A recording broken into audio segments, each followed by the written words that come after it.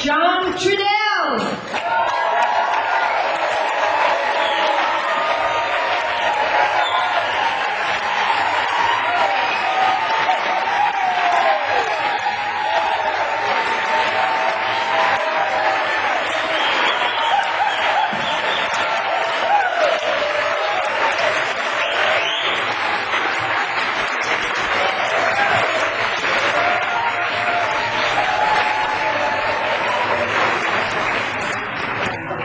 Thank you. Well, first of all, I'm really glad to see you here. and I'll be as coherent as I can. But I'm going to tell you just straight so that we have this understanding. I'm crazy.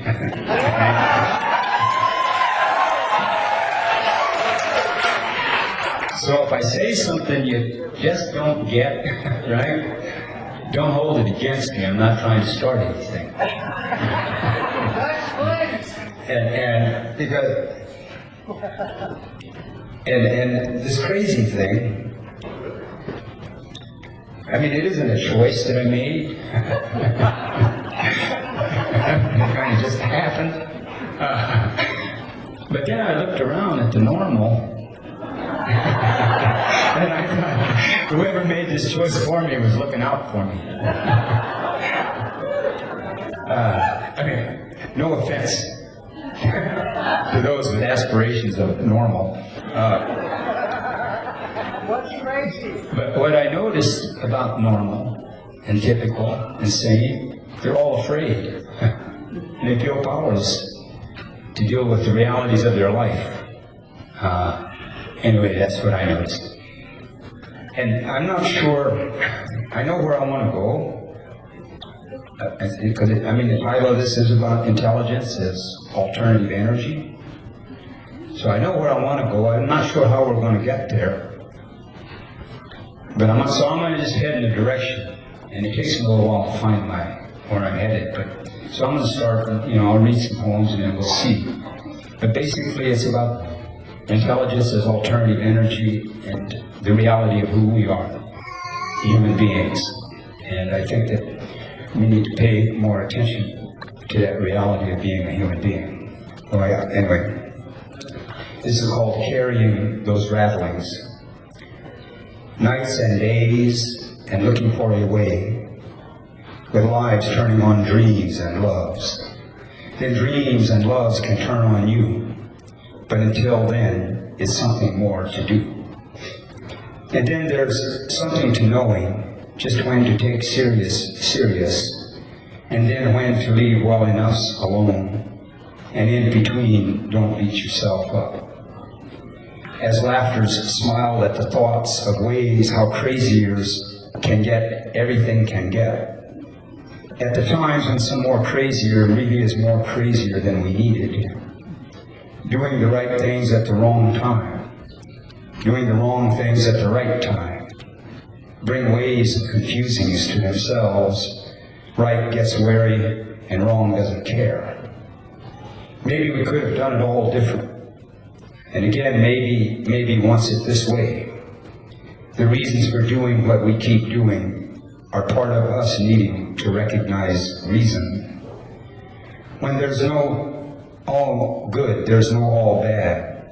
With guilt, sin, and blame rattling their chain, making noisy, crowded sounds in our head, blinding us to our abilities and ways to see past rattling chains and what they're all about. All things we do can be lessons we learn or can be mistakes we repeat and repeat, depending on how loud and on how close and the why we're carrying those rattlings. Should be worth remembering those chains aren't our chains. Someone's put them on us, wrapped them in our mind until we believed. After all's been said and after all's been told, how we think can make the rattling go away. I'm not into this to be the best human being. I just want to be good enough not to be bad. I don't remember seeing many or any heroes. but I saw some people who did heroic things. Anywhere else left to play is in its own duality, while breakers of masks hunt the mask fixers in the relentless of virals, virtual technologic, stalking prey in new created hunting grounds. And fragmented thoughts come tumbling down, like a torrential rain's weeping of jagged tears, drowning out the sun like a dark enemy of light, with the odor of fearmongers replacing serene. On the edge of it's all we can do to hold our own, tempters and tempteds flashing their promises know how desperate gets when desperate gets. It's easy enough to keep the confused. So doing time in a maze of deliberately brokens appears to be a riddler's riddles need solving, and I'm nothing more than another puzzled part, looking to find the right place to fit without crying. Over then, over again, as a song playing in my head, wearing memories to fill in some forgotten story about how there's no one doing that do unto others, a life between the last breath and the next breath, the one that decides to elude the predator or not. Then there's that scenery where glory and shame keep cutting in with their Joneses wanting to Jones, like drunken dancers trying to outdrink their fear out on stage where the house controls the music. So then me and Creator worked out our own deal about finding the entrance in the best ways I can, in realms where there are no exits, only entrances, and the color pouring from our eyes is our vitality, how our spirit shows us how we're living or dying. Well, human beings.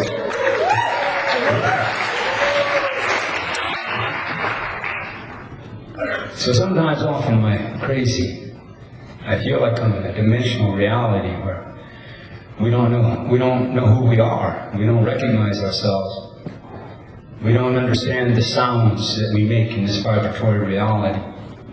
And we don't know what our purpose is. And sometimes I feel like I'm in that dimensional reality. And I think when we look at what's going on in our lives, I think we need to remember that we're human beings. We're human beings. We live in a predatory, industrial, technological reality where there's a small number of industrial ruling class that pretty much own everything. Right? They own the governments, they own the religions. The media. They own the governments, the religions, and all these things.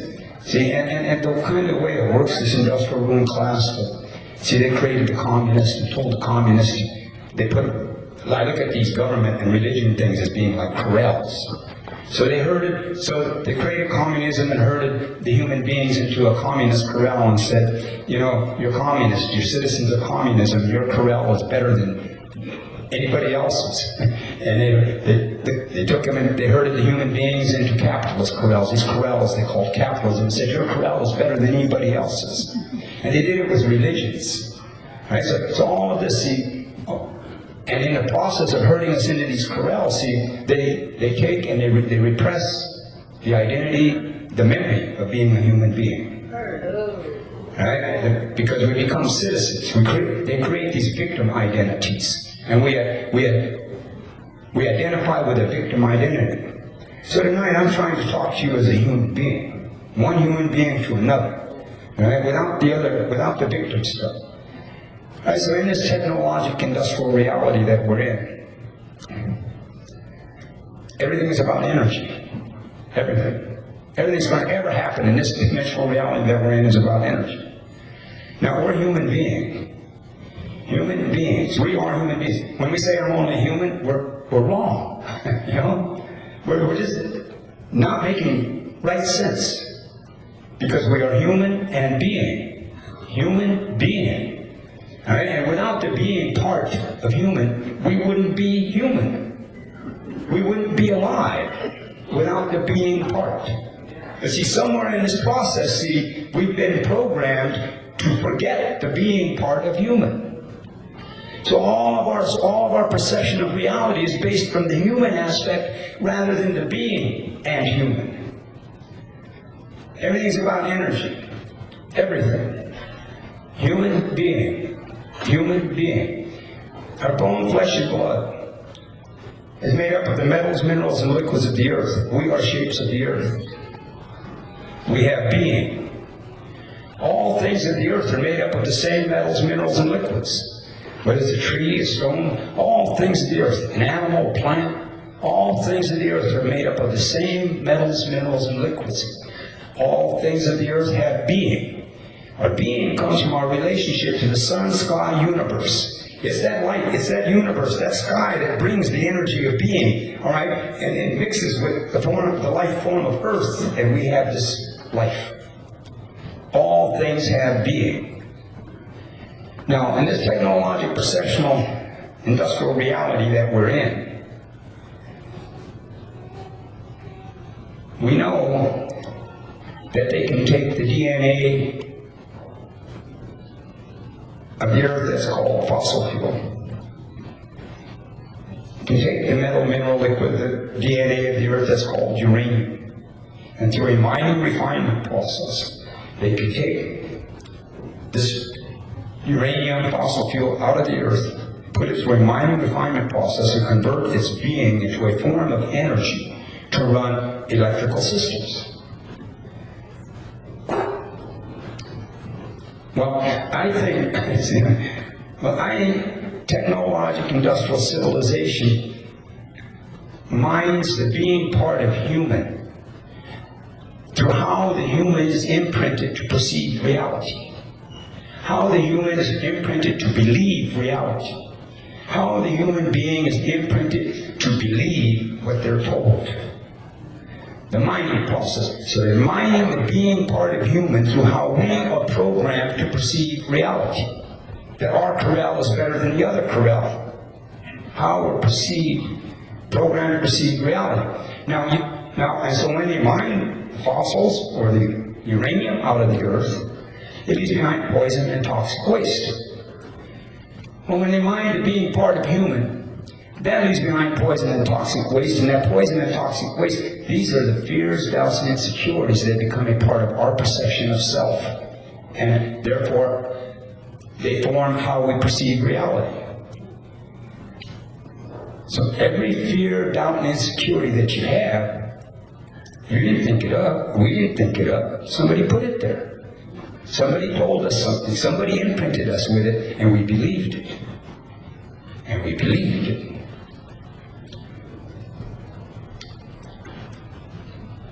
Now, the power of our intelligence. The power of our intelligence. Because see, we create our reality every day. Every day we create it because it's how we perceive. Now, the power of our intelligence. Have you ever had the experience of feeling powerless? And while you're feeling powerless, how bad can you make yourself feel? With your fears and your doubts and you're like, oh, there's something wrong with me. Right? I'm not good enough. How bad can you make yourself feel? And how does that affect the people that you interact with? See, if you can do that, you got power. So whatever's going on with us, it's not about not having power. It's about not understanding power. It's about chaotic use of our incoherent use of our power, but we have power. Now imagine if that power, the power we have to affect others through our negativity and our self-doubts, now imagine if that energy, that power was used clearly and coherently. See what kind of effect that could have. So, anyway, you got no time for wishing and regretting. You already passed any good that'll do. And waiting for better times is too slow. And time needs to move on is anxious. Time on his hands or time on his mind is a lot more time than he wants. He already tried using time to escape, or maybe it's time uses him to escape. Anyway, it all ends up the same or not. Days are still days here to get through before the nights get to take their turn, the way time has of passing him around. So if he wasn't doing time, time did him. And some kind of alchemy of overs over, changing light into dark, then into spark, like a clean slate to start all over again. Chances to paint some prettier pictures when he's not out of it and spilling paint. Times his mind is like a shaking thought, thinkings and sounds of rattling rainbows, and not really sure is the only sure thing. Time starts making sense, never stopped. Or stopped making sense, never stopped. In between is the time to fill in the blanks, some things to do with the time of his life.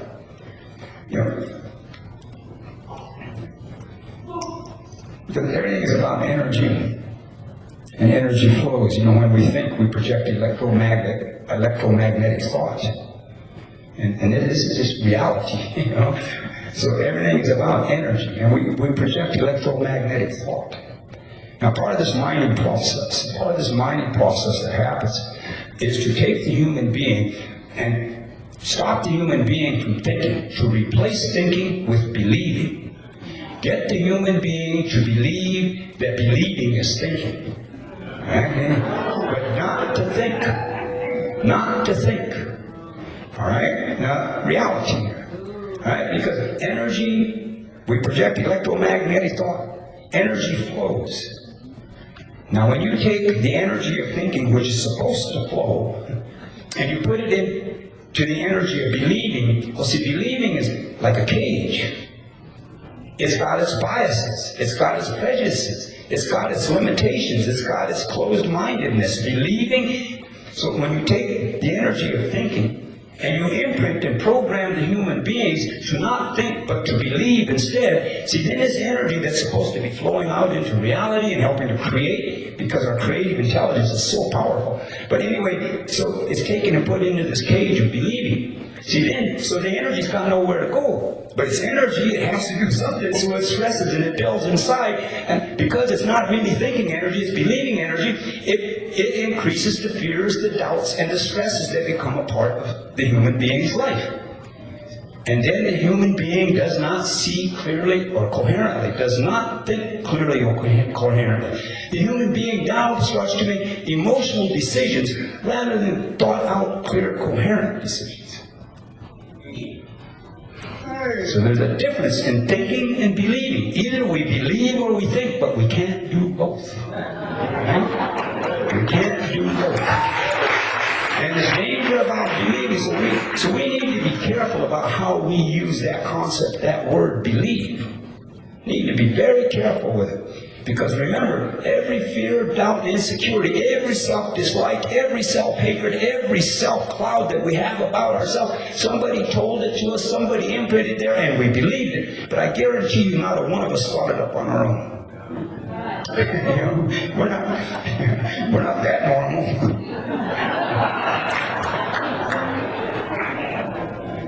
So whatever's going on, that industrial ruling class does not want us to think. Because if we think, we're going to create another reality. We're going to create a reality. So we need, but in order for us to have all that happen, we really need to identify ourselves as human beings again. We need to recognize that we're human beings, and we need to understand what that is, to be a human being, because the only power we're going to ever have in this reality is in the being of a human being. You're going to have political power. You can tell yourself, we can tell ourselves, you can tell yourself that lie all you want, but do you feel politically powerful? You're going to have economic power? Do you feel economically powerful?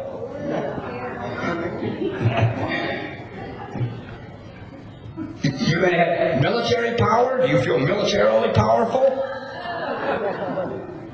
But see, part of the sleight of mind trickery, see, we've been imprinted to believe that external things are power. See, so if we believe accumulation of money is going to make us powerful, or accumulation of political votes is going to make us powerful, or accumulation of military access is going to make us powerful, see, then we'll never recognize the reality of ourselves in relationship to power.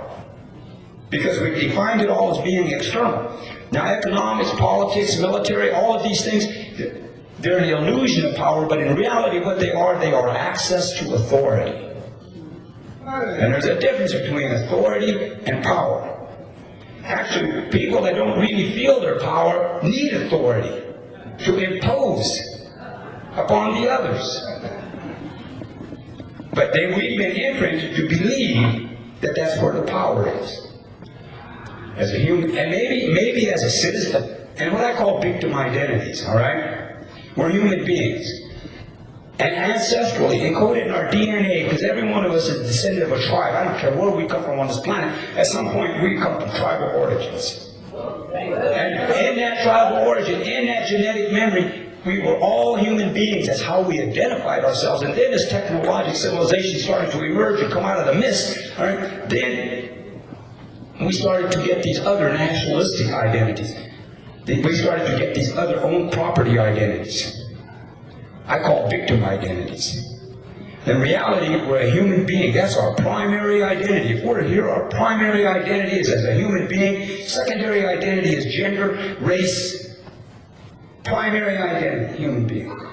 But all of these other identities, gender, race, all of these things have been turned into victim identities. Women relate to their identity as a victim identity. Men relate to their identity as a victim identity. And this is reality. You know, we may hide it behind these varying prides and masks and disguises that we don't even fool ourselves with.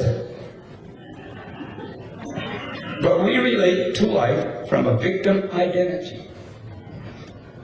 We have been imprinted to become afraid to think. I mean, in the land of freedom, I hear the word freedom used so much. And I want to know, why did they add dumb to it?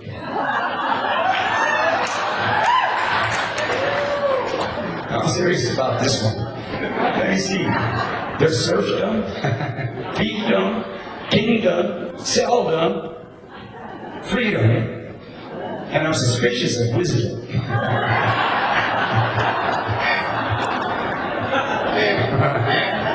I'm getting old and paranoid because I did too many things. So, the paranoia, I've got to be my curse. Or my blessing. I can't remember. I'm supposed to handle that one. Now I understand being free. I understand being wise. But freedom throws me. I mean, let's see here. The land of freedom. You got to pay to be born. You got to pay to die, and you got to have money to spend the whole time in between. Reality here, coherent reality. So where's the freedom? Where is the freedom? How many? I mean, because if we're talking about something starts to need making sense here. Something needs to start making sense here.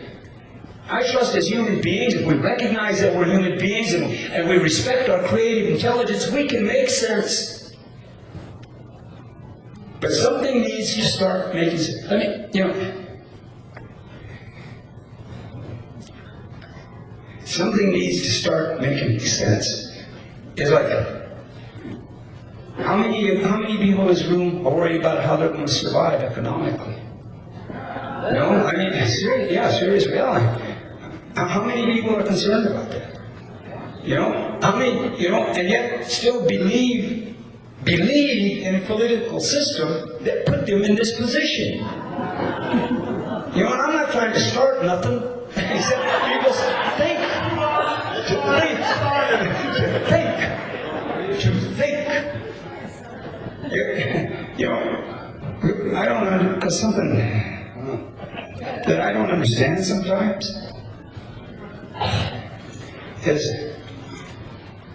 how can I show respect to a creator? However one looks at the creator, how can I show respect to the creator if I don't respect my intelligence? Because as a human being, in this form, the Creator gave us intelligence to function in this form. So how can I show respect? I mean, how can I show? It's like it's the only way I think. On a daily basis, we should give thanks to our Creator for life. On a daily basis, give thanks for life because it helps us to remember life. When the memory of life is being rapidly surrounded,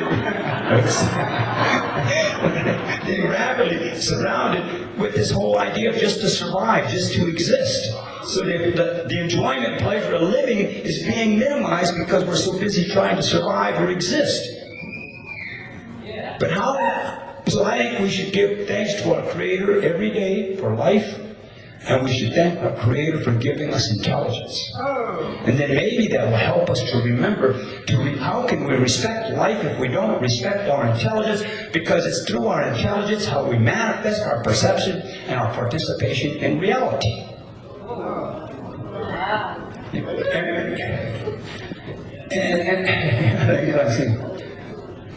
Another one here. This is like hope. So they're gonna start dragging that out, hope and changing and believing and stuff again, you know.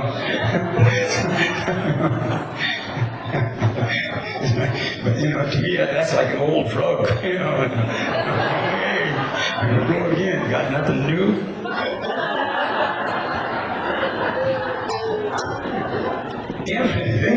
Hope. Sounds it's third grade or ninth grade or so. I was in school, right? And they told us the story about Pandora's box. And the gods gave Pandora the box. It was really the gods' box, right? The gods, plural. It was really their box, and they gave Pandora and called it Pandora's box. But in Pandora's box were the 7 evils of the world. But hope was in there. See, and the reasoning, the incoherent logic, right, was that, when Pandora opened the box, because she was a woman and couldn't keep it shut, right? This is when they were after the whole mother image of the earth and things, so they're starting to, but so anyway, she couldn't keep it shut, so she opened it. And the 7 evils of the world came out, and then after they came out, hope came out. And then they told us, innocent little kids, hope came out to help us. No, it's the box of evil and hope was in it, and hope came out of it. Think about that. It doesn't say the box of evil and hope. The box of evil and hope came out of it, and here's where the trickery of hope. Everything's about energy. See, and if you pray, you're activating the energy. If you hope, you're just kind of sitting around waiting for it to be delivered. What I'm saying about the sounds that we make, we're in a vibratory reality. All right, and the thoughts that we think, the electromagnetic thoughts that we think, are connected to if they're connected to our feelings through thinking, or they're connected to our emotions through believing. But anyway, the sounds that we make. All right, when we project those out into reality, the thoughts that we're making, the sounds that we make need to synchronize with the thought, energetically speaking. So they have created a language, a trick language, where we contradict. Am I making sense? You're crazier than I am. There ain't going to be just me they're coming after then, all right?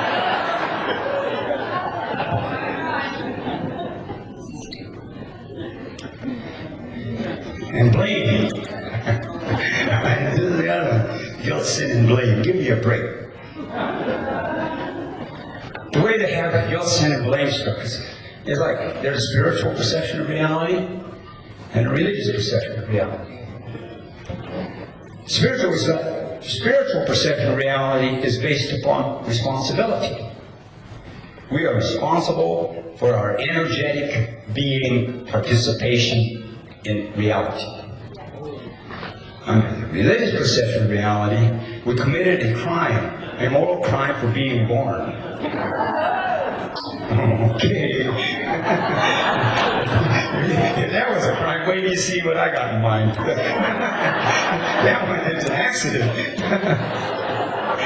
Wait, I can think. But think about it.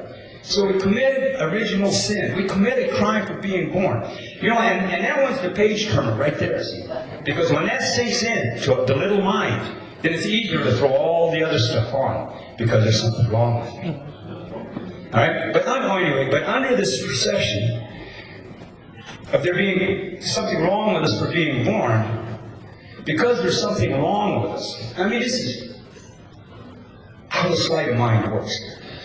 Because there's something wrong with us for being born, therefore we must submit to a male-dominated chain of command and obey them and get their approval. And that's how we take responsibility, according to them. But but over here, in this other, I'm not going to lay this on spirit. In my own little crazy reality, hold it. I think that's the way you give up taking responsibility, because you give it to somebody else. You just blindly follow. But yet, we're imprinted that that's the way to take responsibility. So, this is called the scent of reptilian. It was in the foreground of hidden in front of us. The holy holies and the cannibals scrapped it out. While the planetary industrial ruling class Reich offered up civilized human sacrifice to gods of profit. Worshipping corporate temple economic high priest, sacrificing the poor through inflations and recessions, in the ways of accumulations of greeds and excesses, and needs for always more poor to feed hungry gods. In the faint sounds of jackboots rapidly approach, maybe we'll recognize them when they come for us. Or before our children are grown, that sound will be more familiar to them than the sound of our voice. With redistributions of the wealth redistributed upward, in the neon serfdoms where peons are called citizens, and the serfs are being divided into tomorrow's debtors to carry ruling class wealth on the backs of their children. While the predator classes try hiding the scent of reptilian and the neon and promises of all the promises we can want. But if we listen closely, we can hear the scent of reptilian leaking out of their religions, economics, politics, and mouth. As the industrial Reich paints its 1,000-year nightmares, industrial military complexes manufacture mass individuality. Corporate Nazi enforcers wearing brown shirts of any colors, defining rules of freedoms and industrial law class systems as their shepherds herd us into the corrals we pretend aren't. Now, even as the holy holies and the cannibals scrap it out, the cannibals created and used to their advantage the fact good guys and bad guys are wired by the same programs. Genetic modifications cross-pollinating reptilian perceptions, creating confusions between us and the holy holies. While the ancient ancestral mind waits to be re-recognized, the living memories of the knowledge of being human being, here in our place in the universe, and the reason for thinking, a protection when thinking is used like a seeing medicine. Now, I was thinking about blame.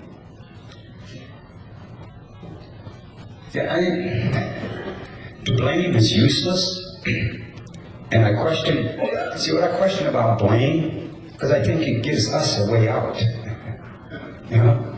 If we're not doing the best we can with the best that we have as often as we can, all right, if we're not doing that, then we're really in no position to be blaming somebody. I mean, that's just my opinion, right? And because I think, because they gave, when they created this little sin of blame, they created six, because it's kind of interesting. It's like colonization of the thought process, I guess, actually. Because when we're blaming, see, it does give us an out. It does, because, the bad guys are going to be the bad guys, Blame them, do what you want. No, change that. And we're not going to change them. All right? But we can change us. If The power of our creative intelligence, this great gift I keep looking at. The power of our creative intelligence. If we can create our daily fears and miseries, we can create our daily glories, pleasures, and coherencies. We have that ability. That's what the magic of our intelligence is. It's a decision we make. It's a decision you make. And I think it's a way, because everything's about energy, and I think it's better to use our energy, all right, to create some coherency and some common sense than to feed it into the distortion of blame. Now, a different responsibility. Everyone is responsible for how they participate. Everyone is responsible for how they participate. And some things, it may look like people are getting away with something, but everything's at the expense of being. Either we're going to nurture the being part of human, or we're going to deplete the being part of human. See, I kind of, this is crazy now, all right, so you can go how you want. But see, it's like the earth is this big amusement ride. Was that called on TV? Survivor. Or is it Lost? Well, anyway. See, we're in a dimension of being. We're beings. We have no form. We're just being. Human beings. So being just is. See, so we show up. And we take human form for a while. For whatever reason. And then we go back to being. What you call birth and death, we call entering and leaving. Alright? And so we're here for a while and we go back to the reality of being. So anyway, let's say that the earth is like this big amusement park.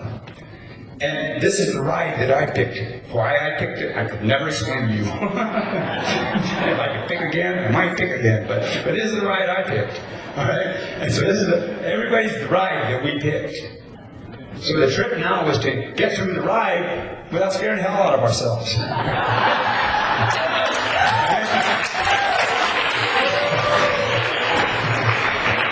Or puking on the person in front of you in the ride. Right? You got that.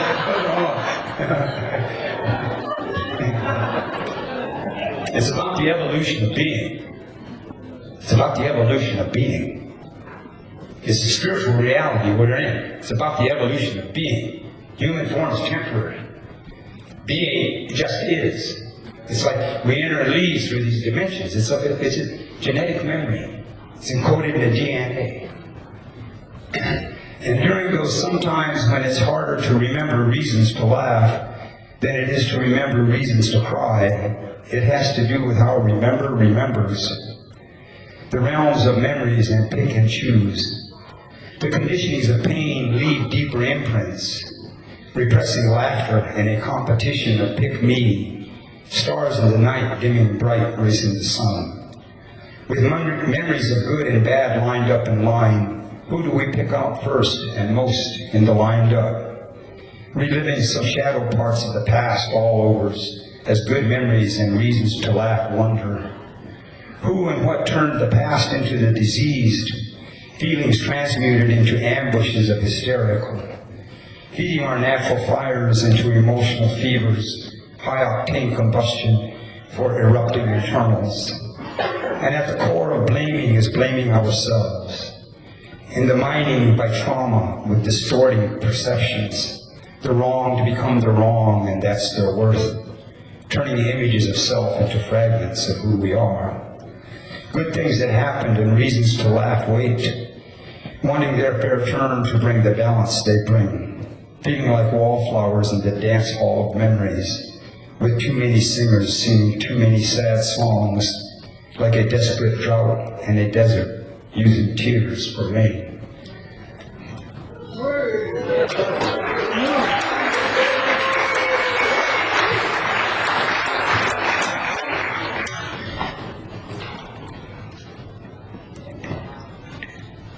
And sexism,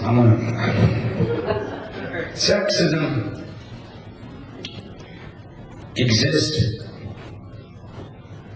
when they needed to attack the earth.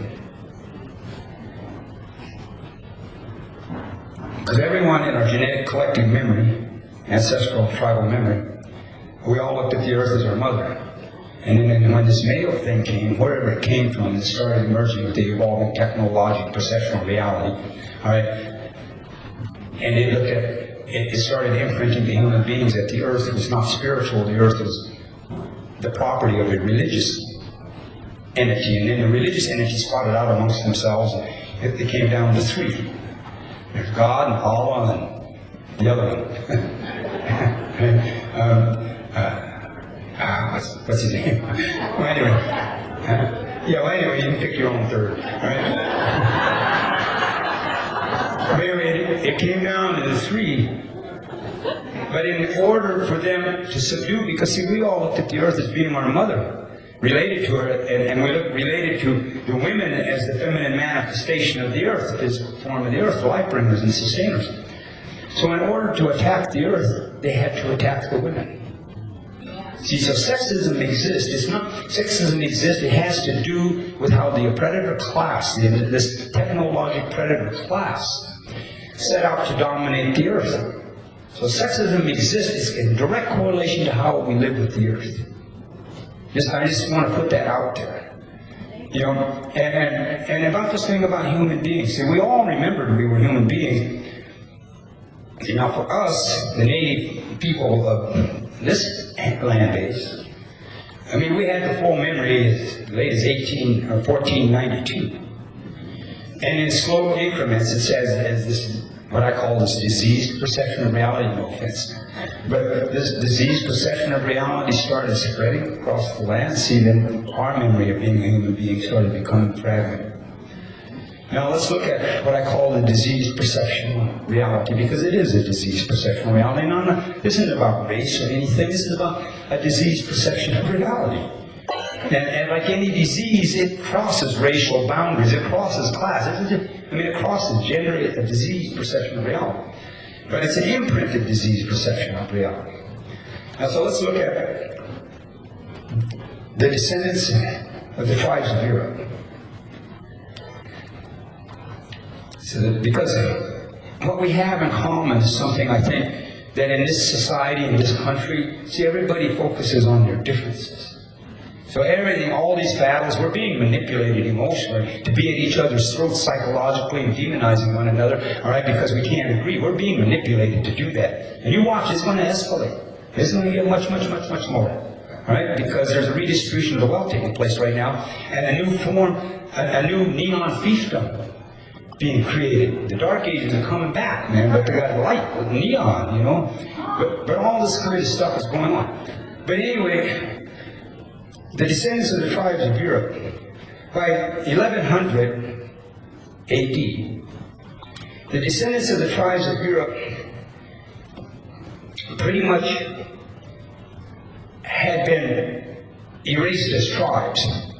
By 1100 AD, the varying civilizations that came through had now pretty much put it down to the descendants of the tribes of Europe were now owned by the king and the church and the landlords. The royalty, the church, and the landlords. And they were property. By 1100 AD, they were property.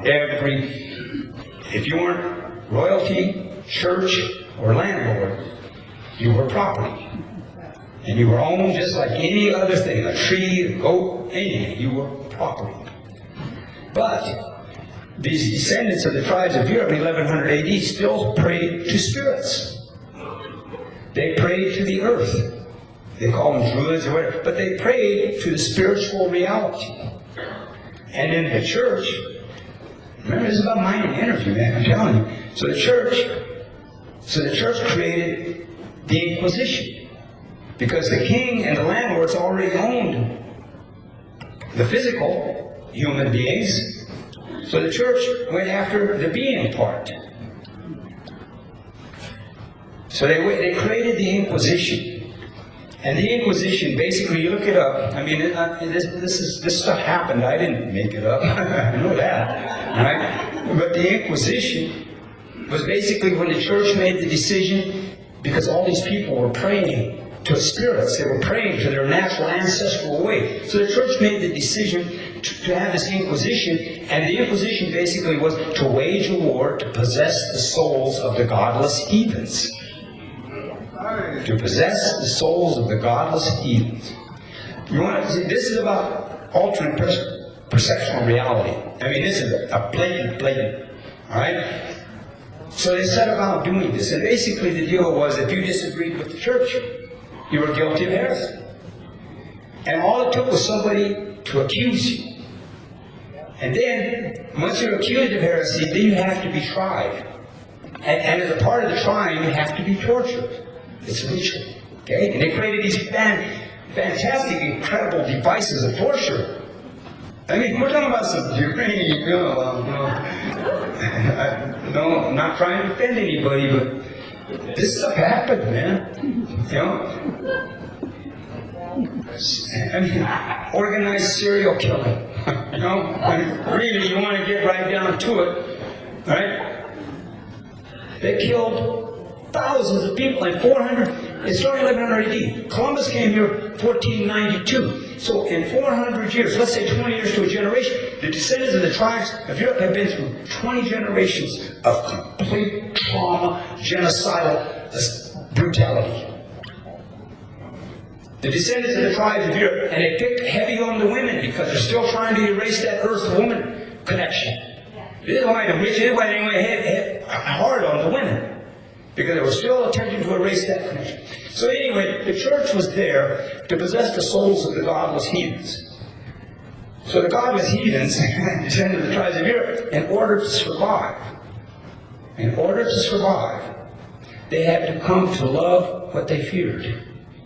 And what they feared was there to possess them.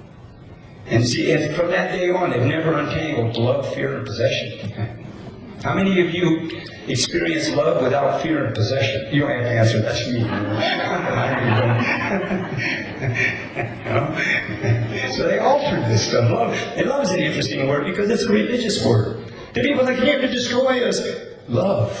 Well, I don't know about love, right? Because God loves you. Yeah? And tell him. Yeah, I'm going out there too far already. Tell him. But these things got interwoven. See, they distort our clarity. They create confusion. I mean, seriously, how many people know love without fear and possession? Seriously, how many people use the word, well, I love this, I love Slurpees.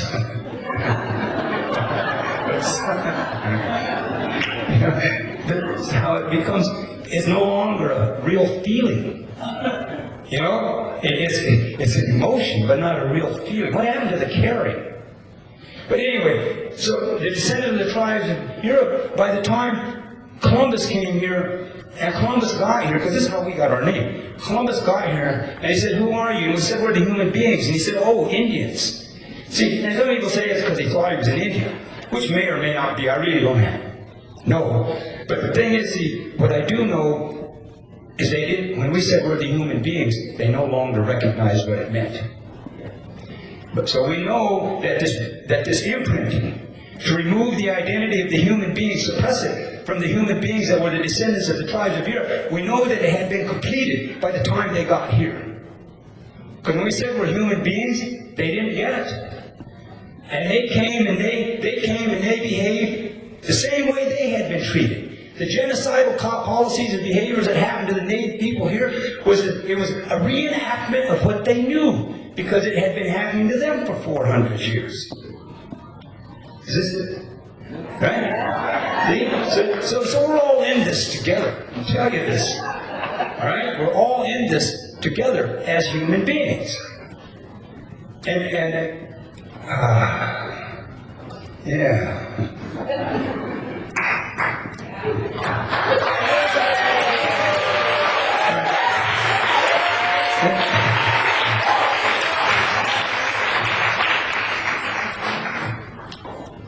This is called Without the Thorns. Then she woke up and found herself lost in this crazy. This place she keeps going to again, until going turns into staying. Losing herself into loosing his head, like a prayer no one keeps listening for, where thoughts can be seen and unseen, while some of the voices aren't talking. Trying to mend a heart with a hurried mind doesn't seem to work out all that well. And now here she is, torn between herself, making new mistakes to fix old mistakes. Starting out swept in magnetic attractions, beguiled by love and fantasies of love, Wants sees what it wants, how it wants, when hungrier is in the eyes of the beholder. Dazed emotions can run away with feelings when rubbed raw on what the hell happened, leaving behind who they started out to be, catching up to other parts of themselves. She sees herself in the mirrors they broke, reflecting her in the many fragments of shining. Today's stories are yesterday's tomorrows. Maybe she's trying to find her happy ending, pretending it's his crazy she got herself lost in. Collages of memories and images of shadowing, thoughts on the run running into themselves, tripping over the hidden closets of hiddens, decorated with ribbons of don't look in there. Girl-child dreams of rainbows and glow, that had to be put away to protect the bright. When dark didn't play fair and cheated the light, learning a woman has to protect her heart. She feels like she's a rose without the thorns.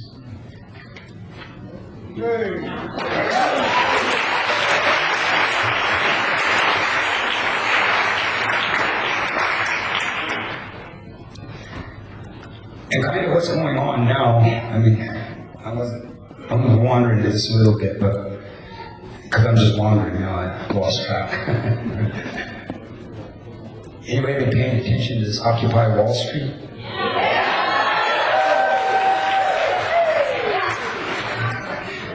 Okay. See, I have how I made it through reality. I divided into all these me's. No, I'm not schizophrenic. I just got a lot of me's. But we worked it out.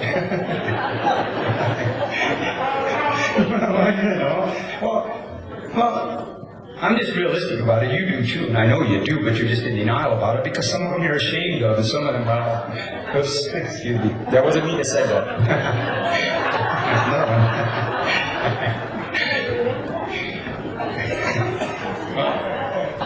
Well, my point being, we have no reason to not like ourselves. To be clear, because our distortions were imprinted into us and we believed certain things, and so everything we did basically was a reaction to that distortion. So, we may have done things we don't like, and we should make that distinction. But anyway, back to the Wall Street thing. I think it's a trick.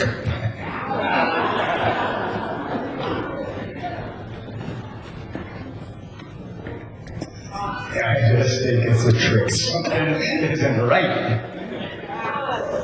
Alright? And I'm just put this out there.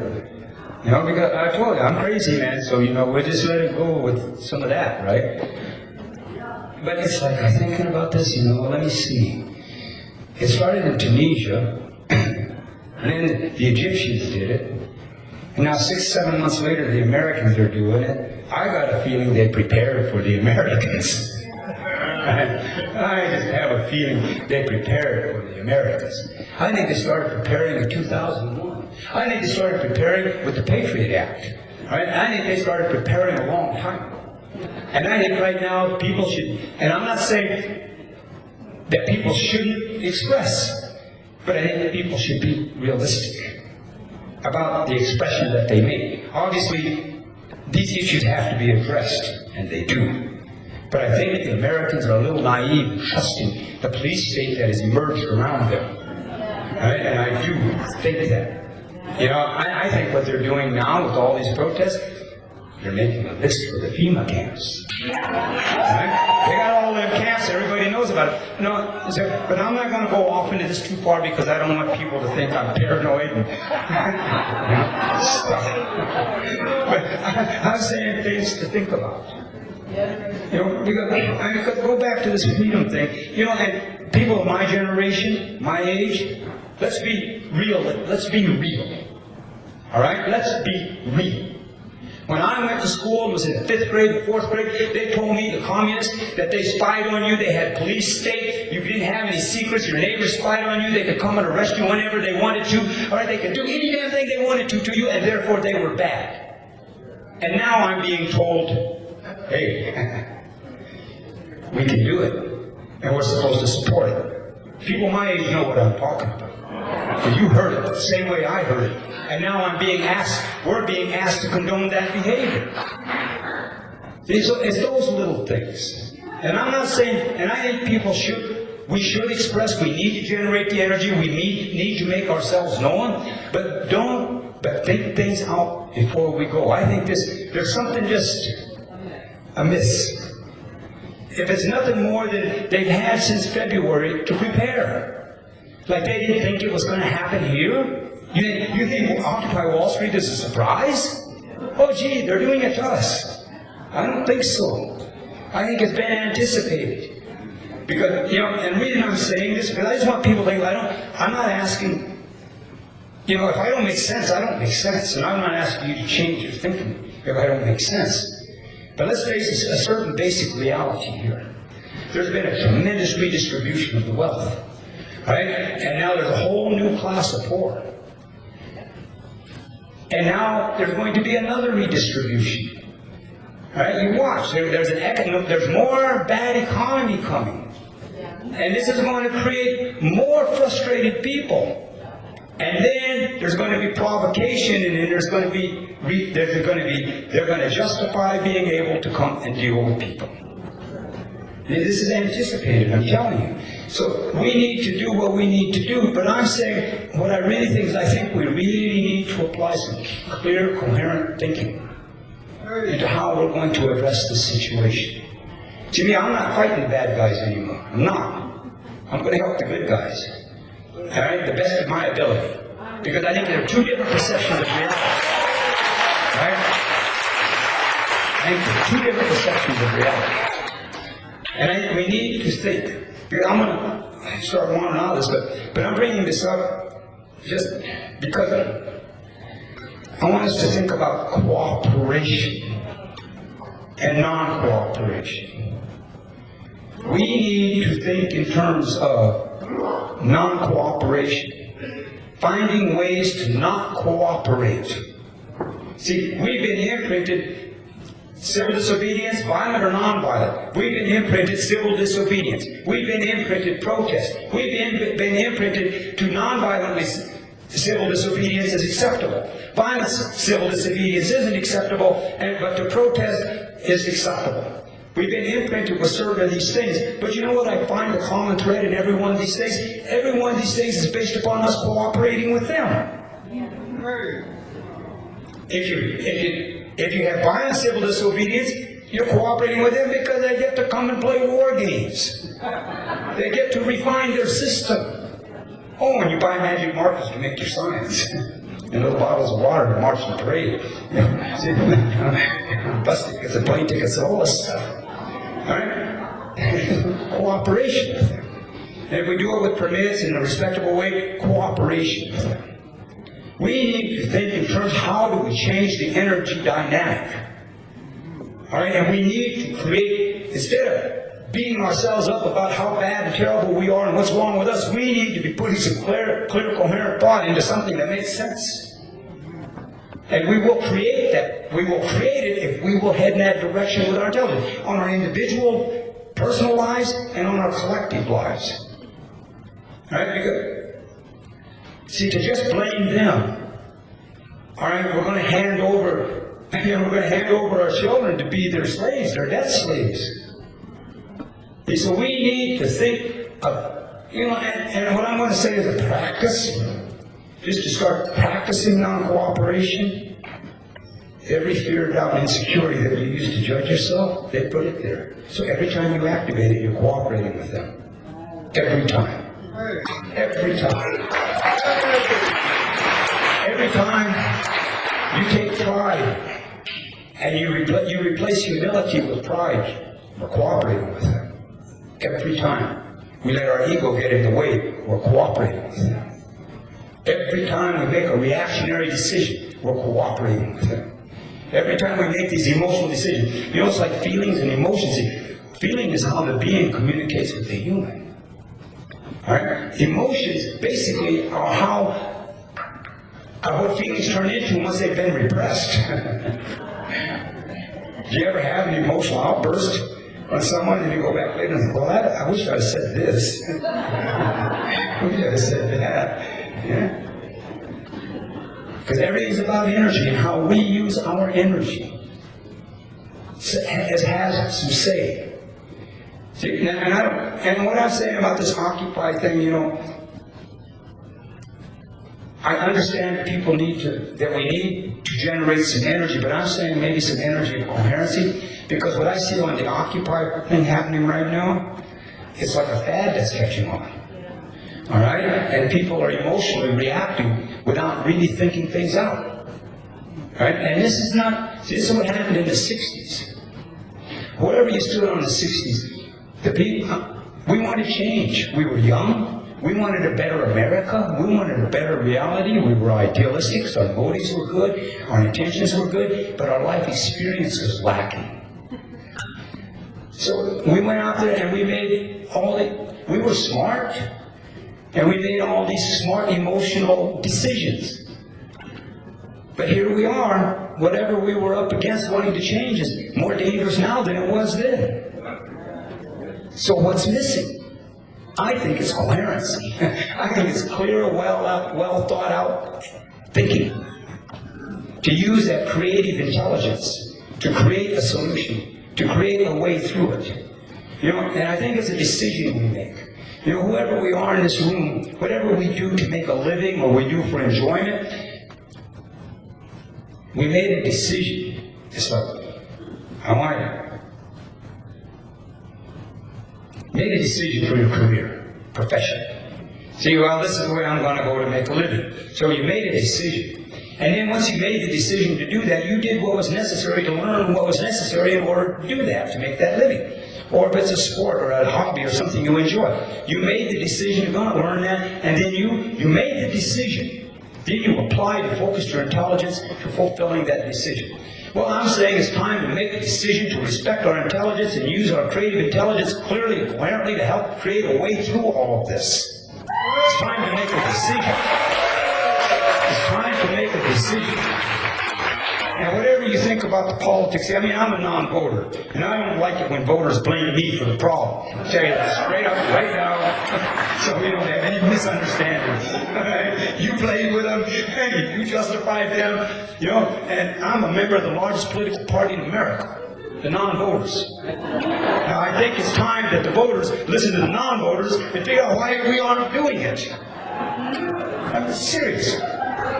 And here's about voters, because elections are coming up. I'm going to say this about voters. See, the voters get on my case because I don't vote, and they try to put the blame on me, and I don't think I'm going to wear that jacket ever. I'm not going to let them put it on me. But let's look at voters now. And no offense to anyone, right? But look at voters. I think the voters in this country are irresponsible because they settle for promises. They settle for what they want to hear. They have no expectation. They don't say to the candidates, we want to see the plan. We want to know how you're going to make it better. We want you to tell us and explain to us. No, they go and tell us what we want to hear. Well, I'm going to vote for the lesser of two evils. Well, why vote for evil at all? Right?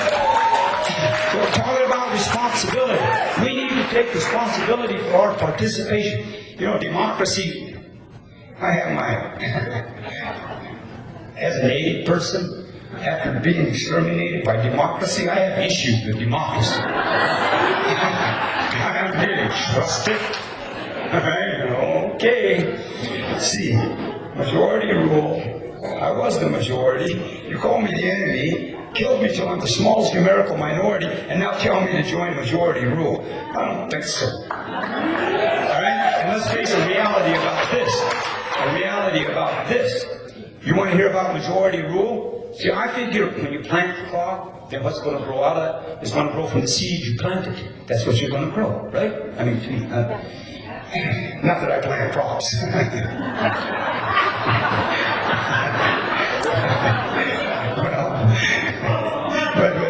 well, you know how it is. But anyway, back to this democracy. So actually, democracy really is about the right of the entitled. It really is. That's when you get right down to what it's all about. It's the right of the entitled. All right? But original meanings and stuff. But let's look at democracy here. So when they created the democracy of majority rule, If you were a white male and didn't own property, you had no taxable value, so you couldn't vote. If you were a woman, you were mentally incompetent, so you couldn't vote. And if you were black, you were property, so you couldn't vote. And if you were an Indian, you were the enemy, so you couldn't vote. So democracy, all right, is really the reality of democracy on this hemisphere is it's the rule of the smallest numerical minority because it was the landowning white male that decided. This is reality. See, so I mean, and they've thrown out a lot of illusions. See, they needed the white people to tame the West, to own the blacks and tame the West. So they let them, so they started easing it up and letting the men vote. And then after 100 or a zillion years, the women got to vote, right? And then after another X amount of years, the blacks got to vote. And after another X amount of years, they made Indian citizens so we could vote, But it was always built around a numerical minority.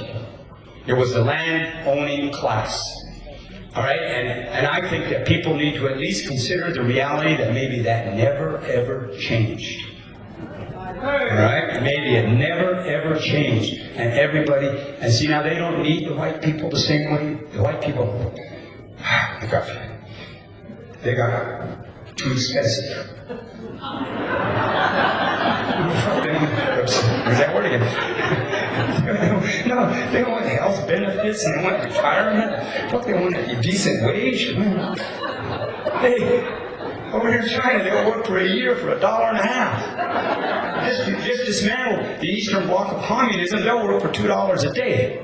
And the Americans, they want this? I don't think so. It's reality. They don't need, all right, the American citizens the way that they needed them before because they got whole new markets. All right, they got a new labor force, workforce. They need just percentage-wise, they need enough Americans to be able to enjoy some of the economic benefits. They need enough of them. All right, but they don't. But America, it's just too expensive. Just too expensive for them. All right, and I mean about thinking about alternative ways, because see, to me, I think we need to align ourselves with the earth and do what's best for the planet. See, and I think all the rest of this stuff starts to fall into place. If we will do what's best for the planet, if we will do what's best for the planet, then I think all the rest of this stuff starts to fall into place. Now, and I'm saying, so about the democracy thing, I'm just putting this out there. Please, Homeland Security, you guys are all wrong. Communists, capitalists, to me, you're all wrong. So I'm not picking on anybody. All right? That's, but I have to make that announcement. For whatever good it'll do. But it's our responsibility to think. See, because we got trapped into thinking only what's permissible. See, so in the 60s where we went out, see, we didn't question democracy. All right? We didn't question it. See, there's certain things that we were told, these are the rules you got to operate by, all right? And we didn't question them. Not really. We may have shown, but we didn't really question them. And I think there comes a time, do we protect this planet? Do we protect the lives of human beings? Do we take care and have a responsibility to life? Or do we place the democracy that in reality is a minority industrial ruling class corral? Thought needs to be put into this. We're in a veterans hall. I'm a veteran. See, and a lot of, and I know there are veterans. But anyway, I'm a veteran. I got the right to say this. All right, just plain and simply put. It doesn't make me a bad guy. Other things do, but that doesn't. But anyway, we really need to think about things that we've been imprinted to be afraid to think of. It's that simple. It's no matter, because that's a responsibility of a human being. Our Creator gave us creative intelligence to maintain a balance. To maintain a balance in life. We're borrowing today from yesterday and tomorrow. We're borrowing. And we need to think in terms. And to me, is if we make the decision to just think, respect our intelligence enough to think more clearly and coherently. Do the best that we can with the best that we have as often as we can. We're not looking for perfection. You know, we've all been affected by this. You know?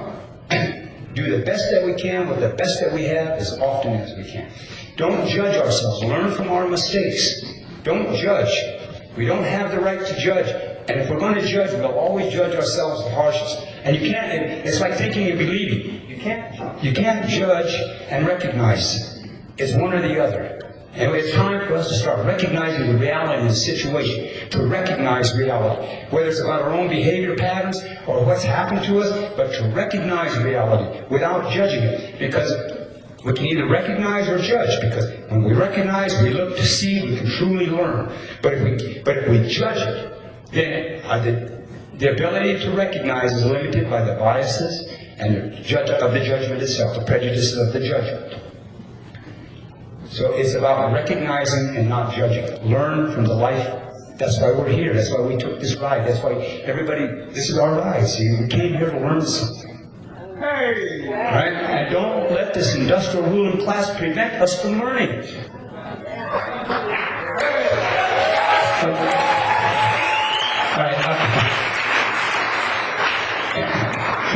I'm going to close with a poem if I can find it. Well, maybe two poems. Yeah, two. But Evan, I thank you for sitting through all this. And you know, if anything I said made sense to you, I appreciate it. And if anything I said didn't make sense to you, I don't want to hear it.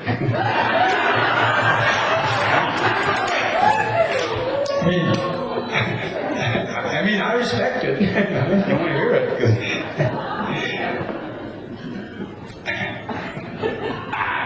Are you ready for the football? Football. Oh yeah, Hank Williams Jr. Well, yeah, he did, you know. And it doesn't affect my reality at all. He compared Obama to Hitler.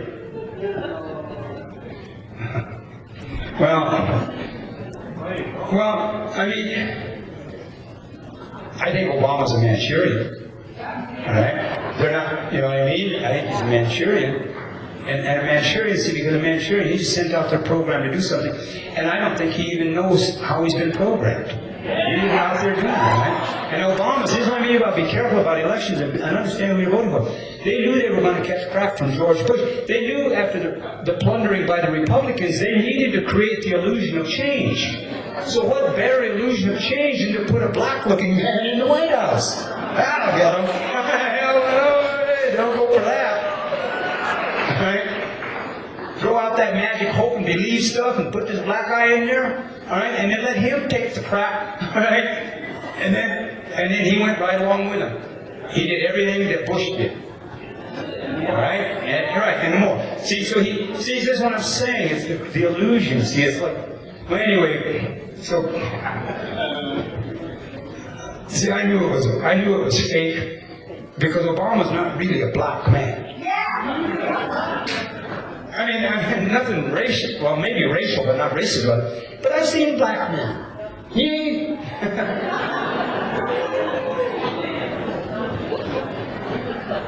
Gotta have a little white blood in there if you're going to get in the White House.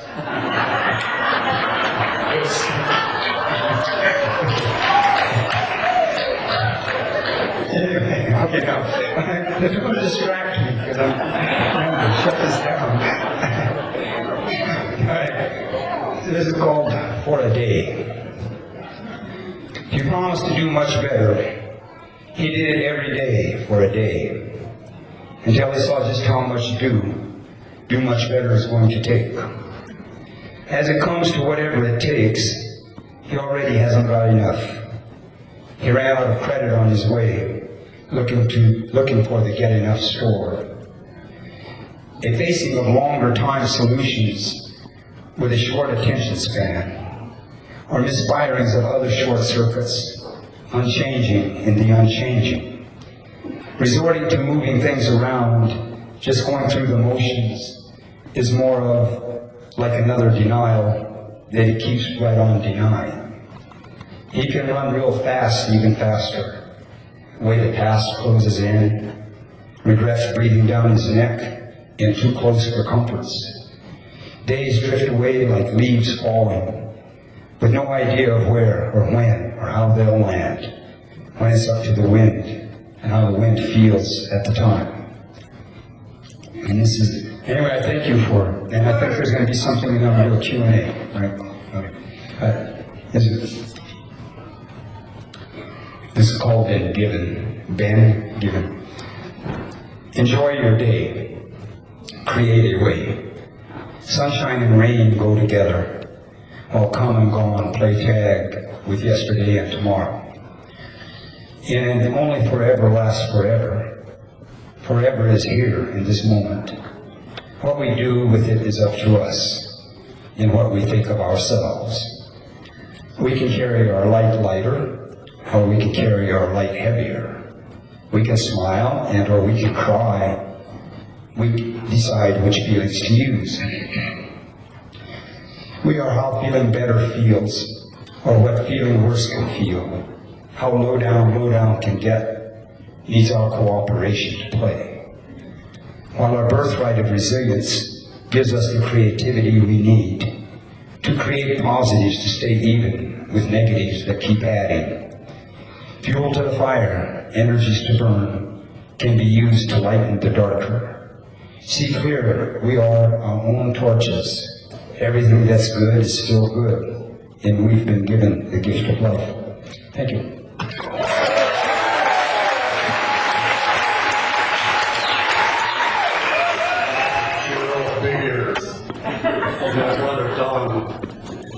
Anyway, it's made by the people, and it's really old. It's from the early 1900s. And it's, you have to take it out there to look at it. I kind of threw this together. You can see I'm not a leather man. Just feel the software out.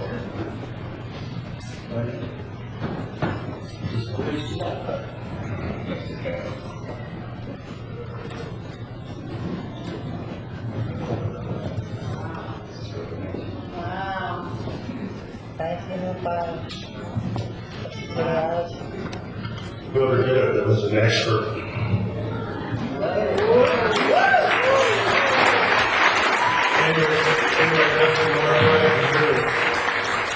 We want to thank you for coming here, and I want to thank you for what you did for all the indigenous people all over the world. Thank you.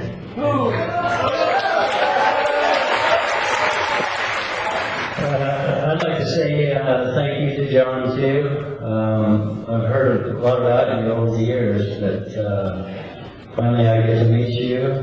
And I'd really like maybe to get some kind of a commitment out of you so you'll come back. What do you think?